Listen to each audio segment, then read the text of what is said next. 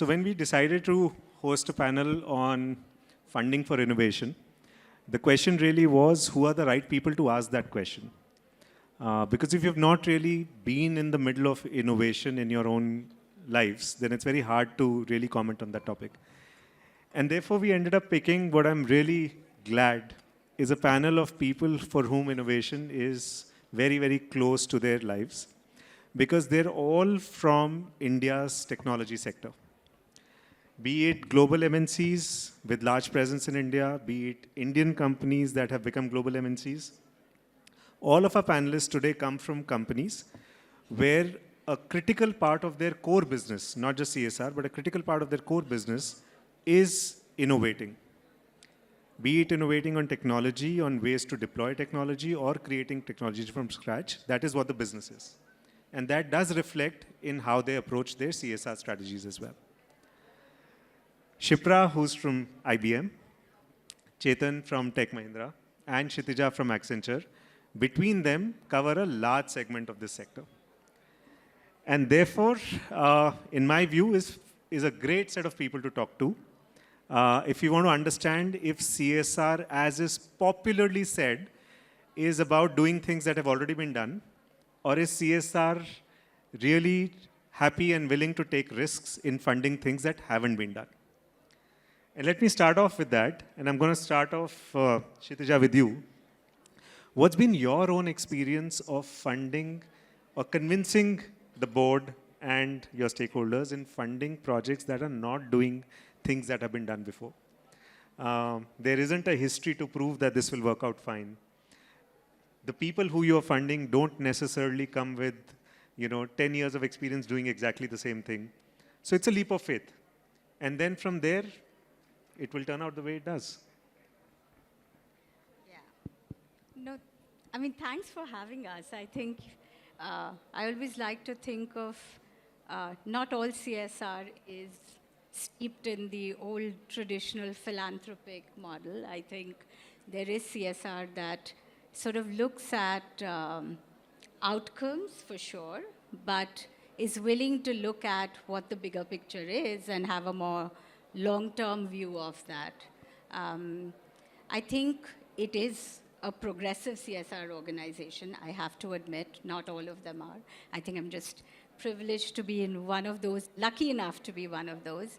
I can just use one example to illustrate this leap of faith.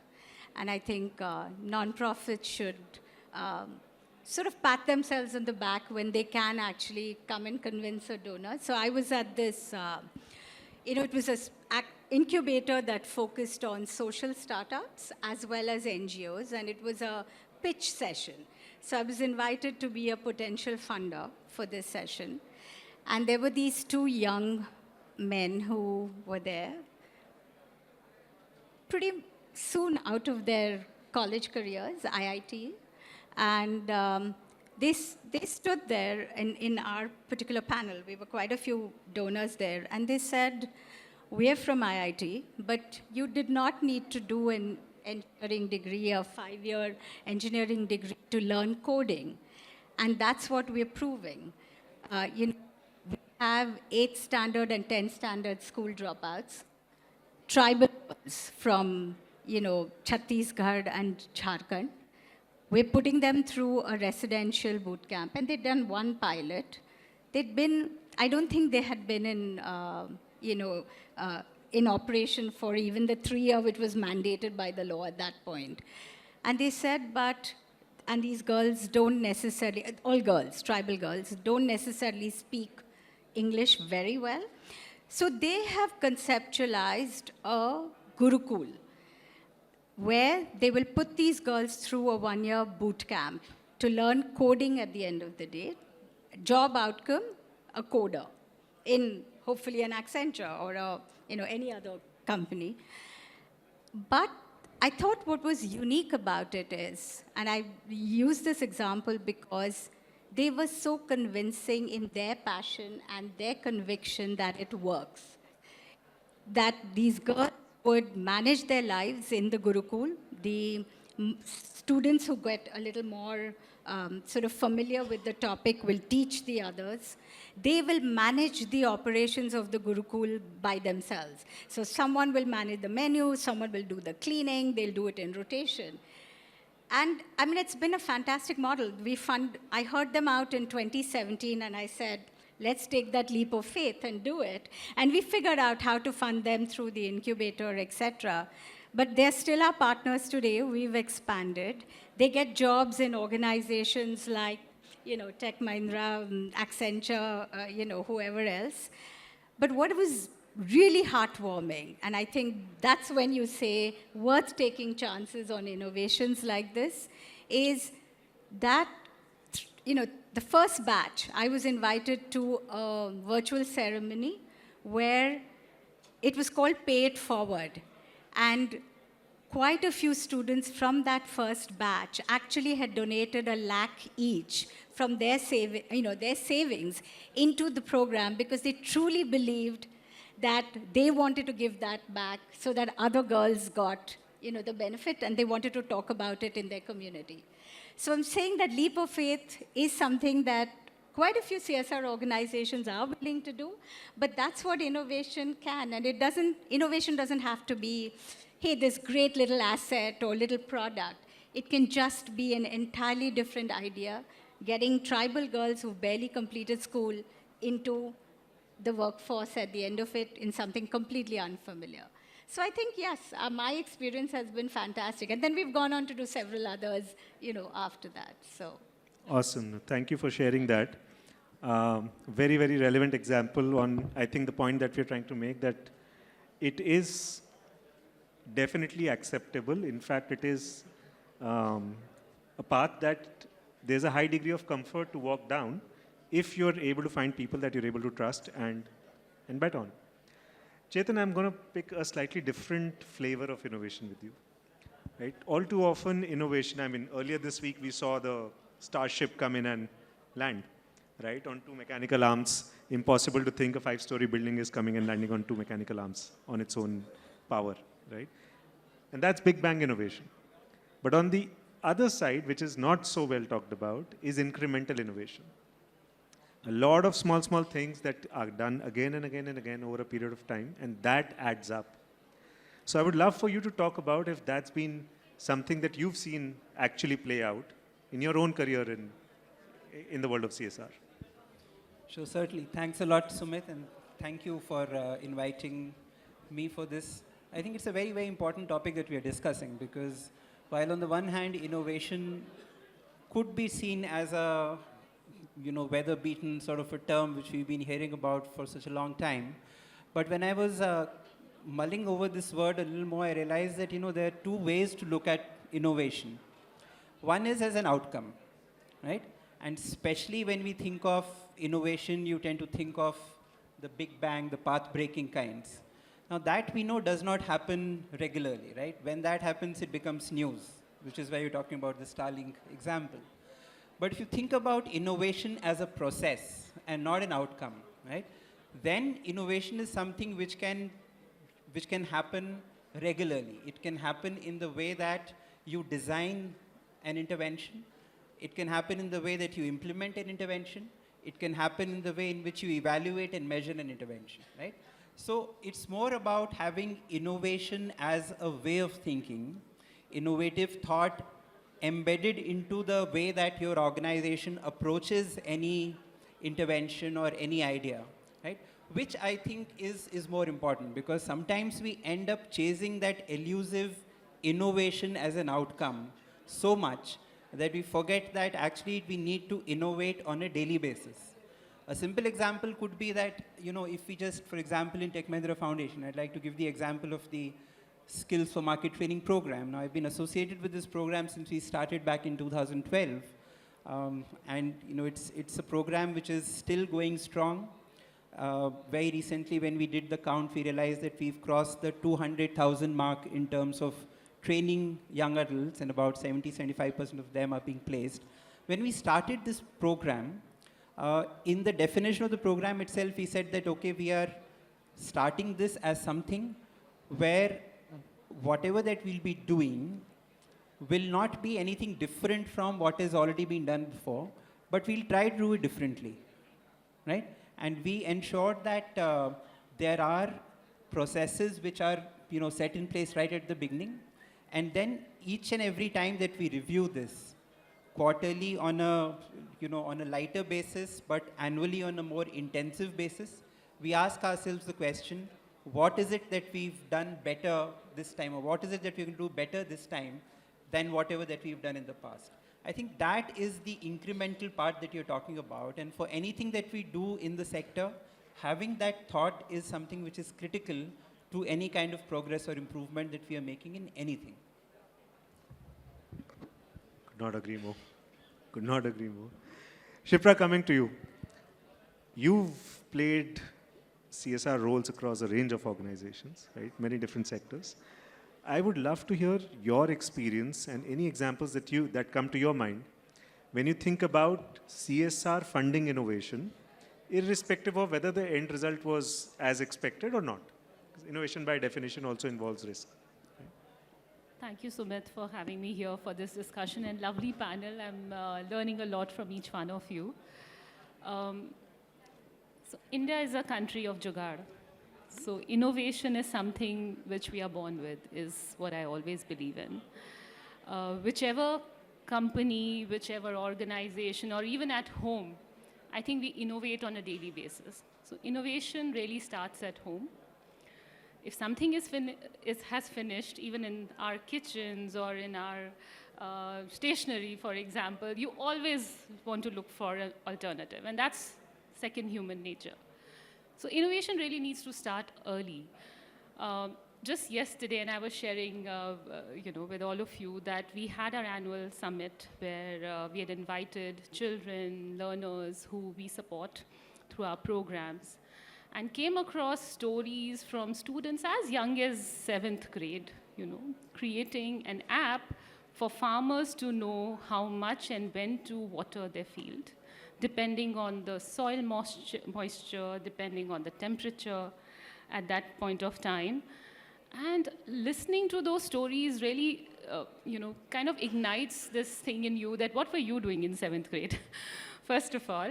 And then there were these students from tribal areas who had come and presented their projects. There was another example where a child had created an instrument which kind of gives you a heads up before you hit a pothole on the road. Another example where you have a camera on when you're driving, and if you blink for more than 2 seconds, it detects that you are sleeping and it prompts you to wake up. And that's really what kind of keeps us going, because we are in CSR. It's not the easiest roles. We have to multitask every day. We have to be compliance people. We have to be aware of the legalities of the work we do. We have to know administration, logistics, you name it. So I think that's what really helps us going. And innovation, I believe, always does not require money or funding. And this takes me back to one of the roles that I was playing a couple of years back. And we were working on a village trying to make it ODF, open defecation free.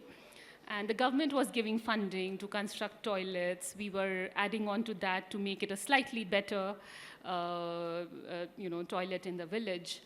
And but what was most important was behavioral change, because people who do not want to use a toilet will not use a toilet.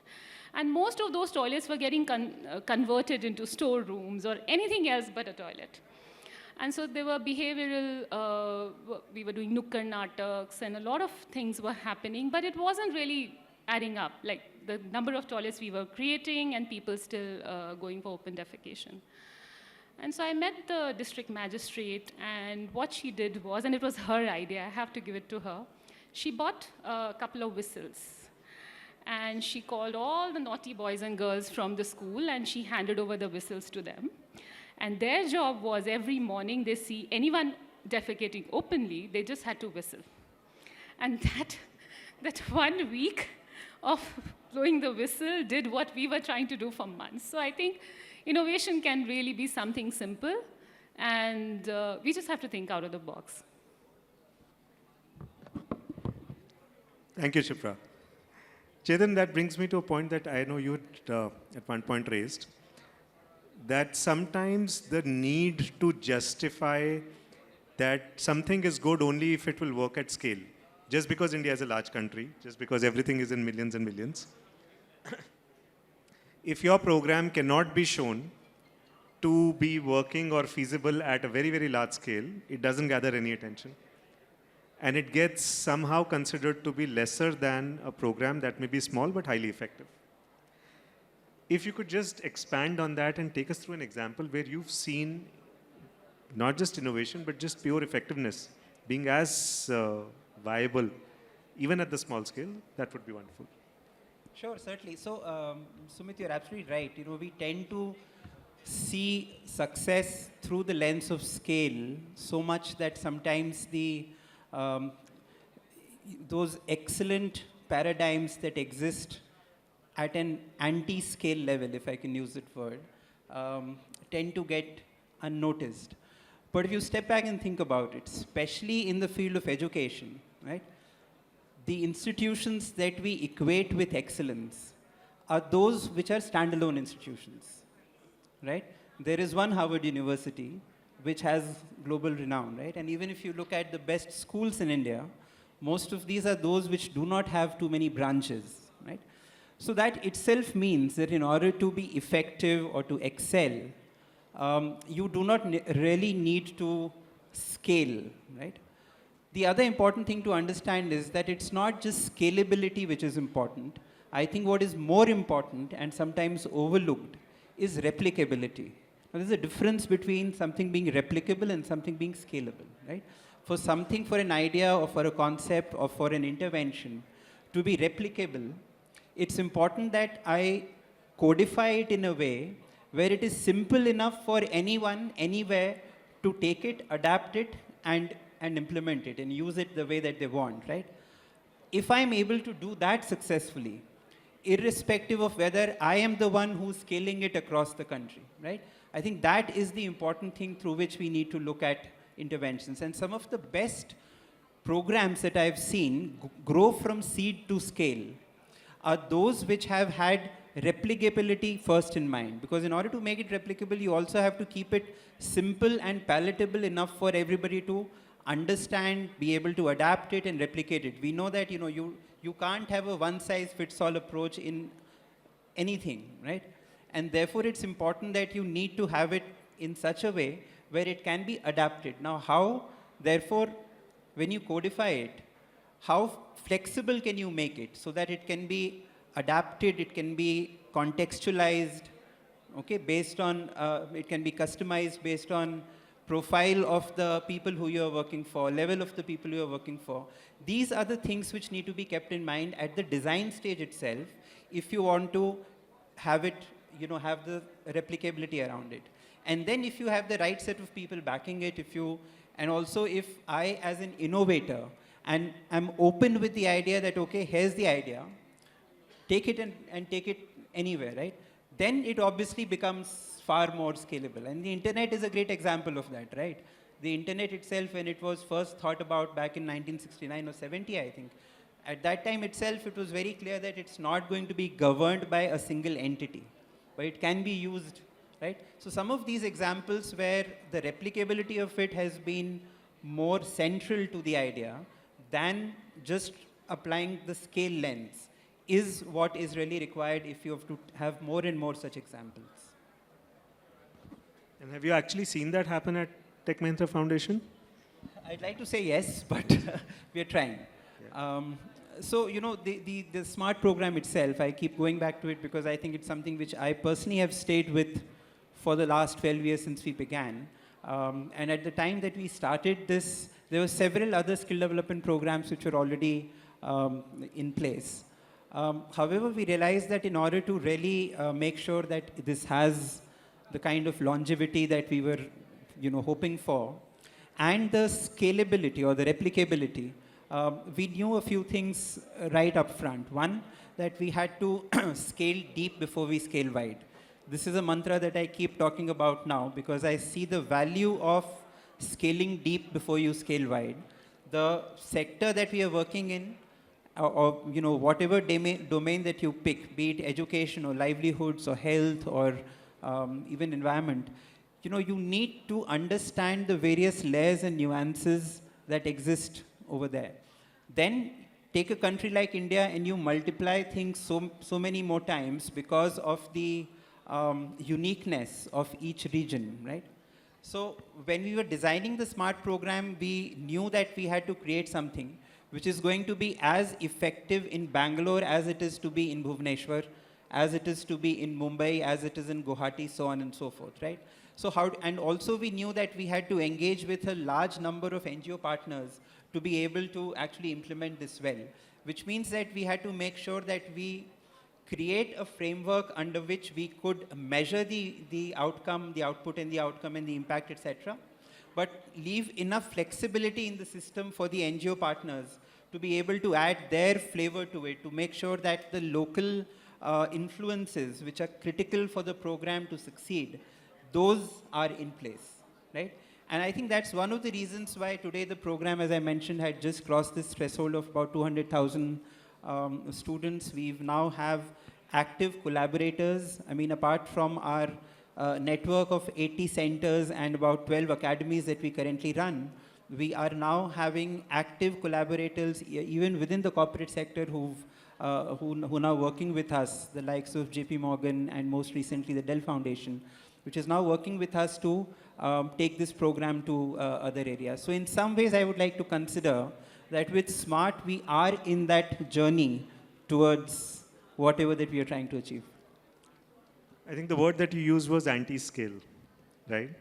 So let me flip that, Kshitija, and I'll come to you on this. One of the most common ways for CSR to fund innovation is actually social incubators. But social incubators, most social incubators, tend to work with social enterprises and not necessarily non-profits. And if I'm a founder who started off trying to solve a social problem and very soon realized that the only way to survive is scale and raise more funding, tough choices have to be made. And sometimes you don't stick around to what you thought your original plan was, and instead end up focusing again on the same 20 crore people in India who can afford what you're selling. Would love to hear your experiences of funding social incubators, and your assessment of, is that a good way to actually fund new ideas? Especially because you're a CSR funder, not necessarily you're not a capital funder. Yeah, just. Yeah. No, absolutely. And if you think about it, when you say patient capital, you think impact investing anyway.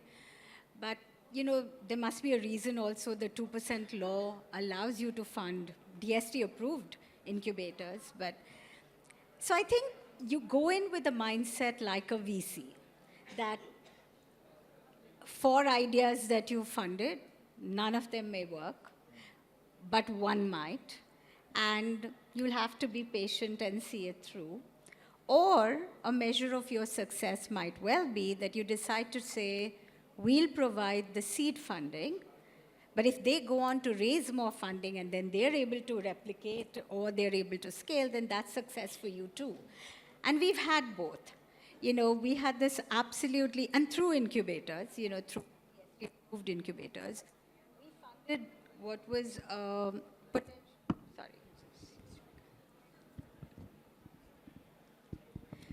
we funded one, I remember, a great, it sounds so simple, and this was like 7, 8 years ago. What was an English learning app where you learned English from your native language. It could be a South language, many of the southern languages, or from Hindi. But what was great about it was in the context of the trade that you represented. So you were a carpenter. It was important for you to learn English more in the context of your own trade. If you were a painter, that was more relevant. If you were a beautician, that was more relevant. Well, we thought it was a great idea. So we funded them.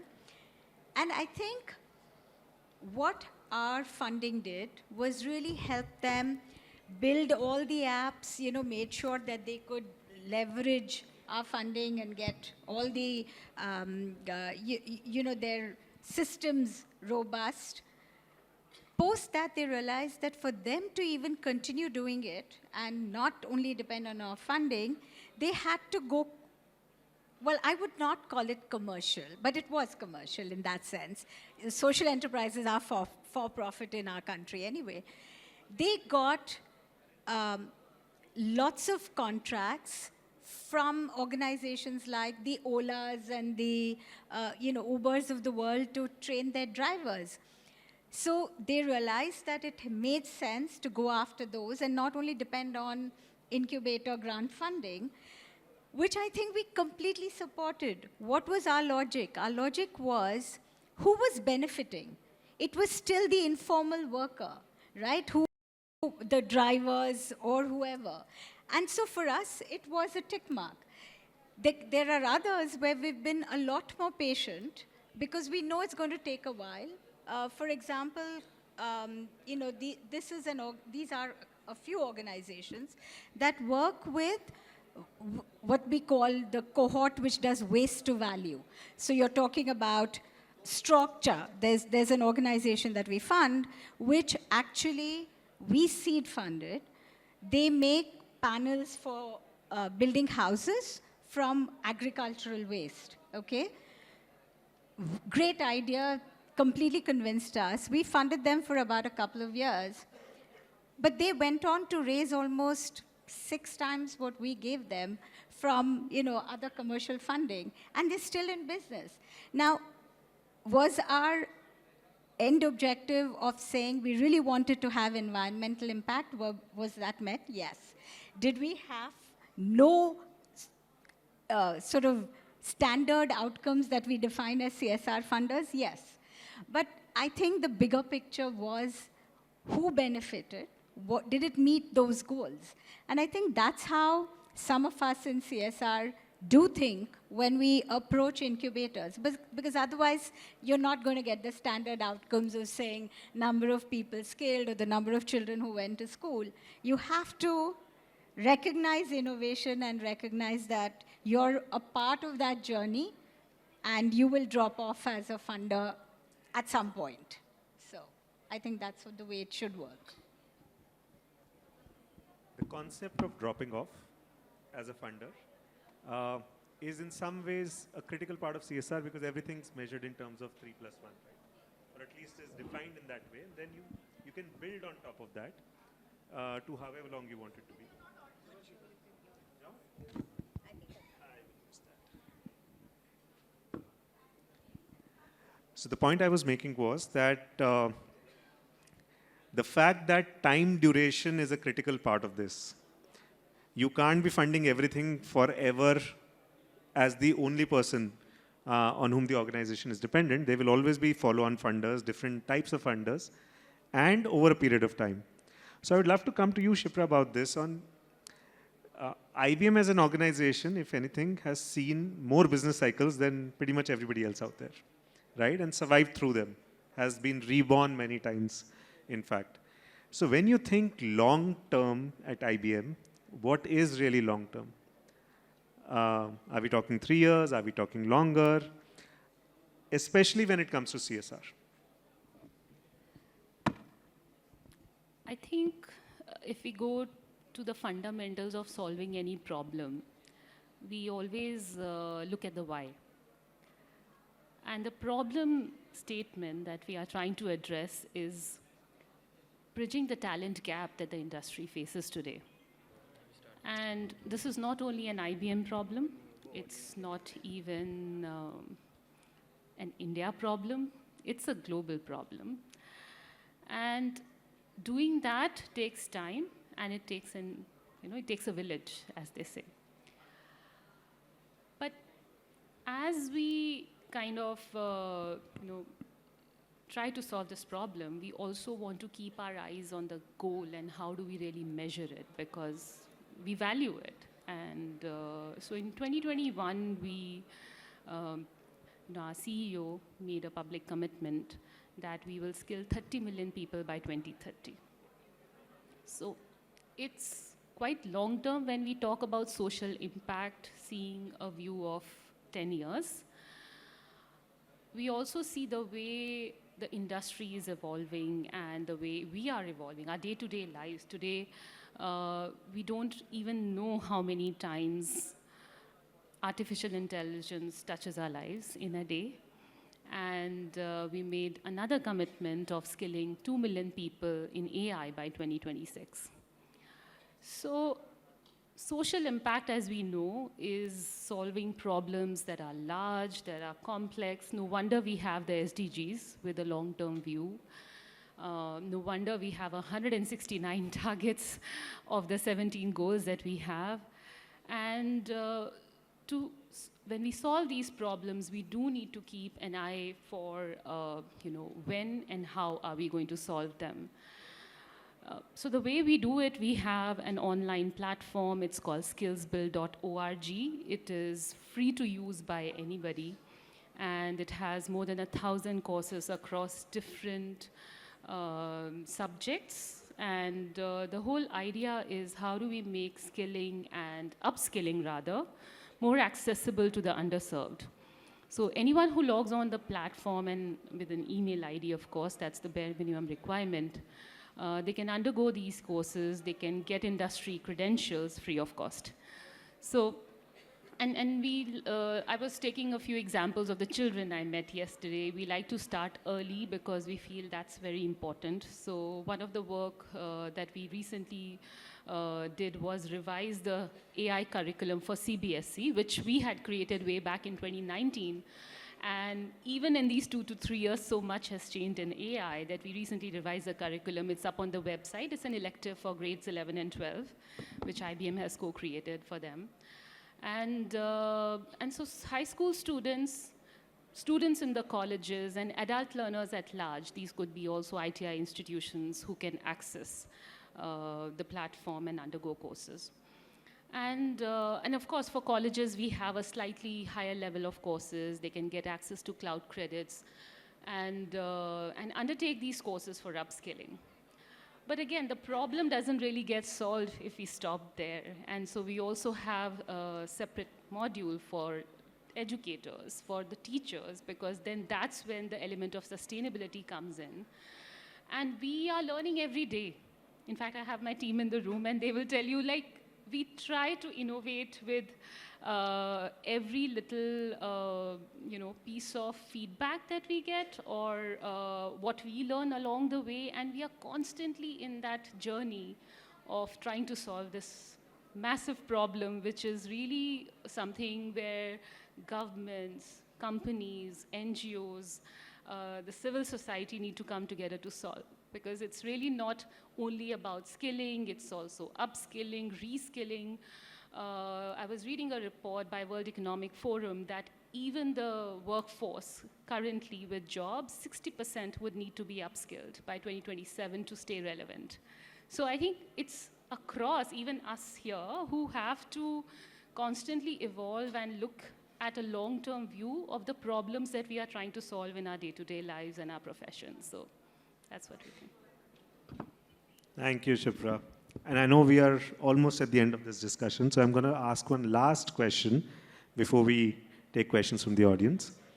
And that one's for you, Chetan. You're part of a tech organization inside a manufacturing conglomerate. Does that really make a difference? Do CSR strategies and the way of thinking, especially when it comes to how much risk am I willing to take when I fund a project, does that vary significantly from a manufacturing mental model to a tech services mental model? I mean, I think it would not really be appropriate to explain the Mahindra Group as just a manufacturing thing, right? They were very diversified into finance and hospitality and all of these. More importantly, the Mahindra legacy, of course, is now a 79-year-old legacy. On 2nd October this year, that was the Founders' Day at the Mahindra Group. We completed 79 years. And if you go back to the charter of the Mahindra Group itself, it's enshrined very clearly over there that a sense of giving back to the community is built into the fundamentals of the business, right? So that is a pervading theme that cuts across the entire group, and Tech Mahindra is no exception. You might be familiar with the RISE philosophy, which Mr. Mahindra himself has spoken about so often, which actually goads each one of us as individuals, as organizations, as entities to rise, right? So that thought is something which is, which carries through. Within Tech Mahindra, we also been fortunate that the founders, including Mr. Vineet Nayyar, who we lost just about 6 months ago, when he founded Tech Mahindra Foundation back in 2006, he was very clear that the foundation itself has to be at an arm's length from the company's business, which means that it's not necessary. I mean, we don't have to do anything, which is how good CSR should be. And that's the reason why, when in our thinking, coming back to when we decided to do a deeper intervention in skilling, we chose the healthcare domain, which has actually, if you think about it, got nothing to do with not just Tech Mahindra, but even the Mahindra Group.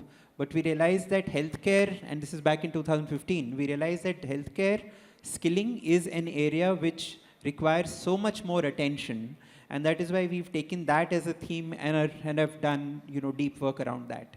And I would say that it's the credit to the board which has been very patient about it. That there is a significant amount of investment which has gone into the Tech Mahindra Smart Academies for Healthcare.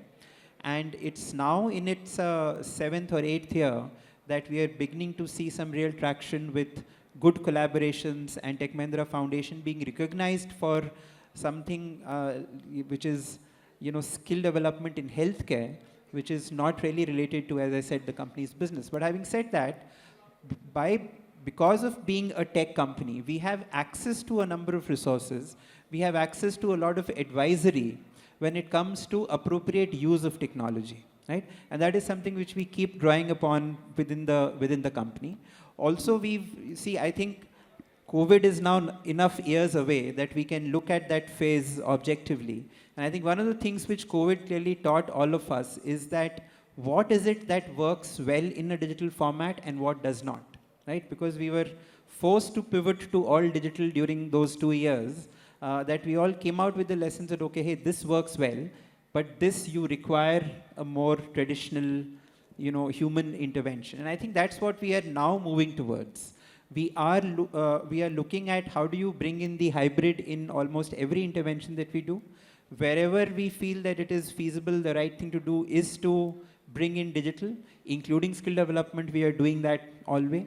We've introduced a number of short modular courses to go along with our long duration courses in both skill development for youth as well as teacher capacity development for teachers. So that is how we are bringing in technology. And I think, as I said, there's a lot of patience around the idea that some of these changes are going to take time. Having said that, we also measure our outputs fairly stringently. So every 4 months, we look at how has been the placement rates of the students who've been, who've gone through this. So I think it's a balance of patience and impatience, I would say. Fair enough. Thank you so much, all three of you, for those lovely perspectives, examples, and experiences from your own careers. We have time just for one question, if there are any from the audience.